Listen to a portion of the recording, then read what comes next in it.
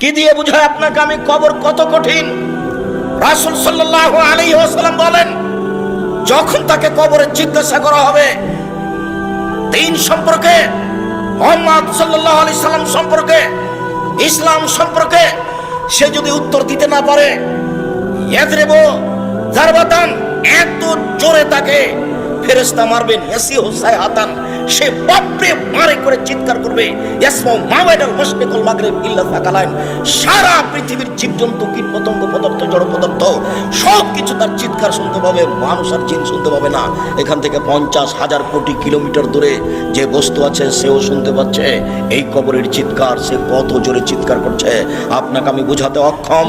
মুহাম্মদ সাল্লাল্লাহু আলাইহি ওয়াসাল্লাম বলেছেন, যে মারে সে চোখে দেখে না, যে মারে সে কানে শুনে না, যে মারে সে ফেরেশতা, তার রং বিভিন্ন ধরনের, কালো নীল, ভিন্ন ধরনের রং, চোখে দেখে না, কানে শুনে না।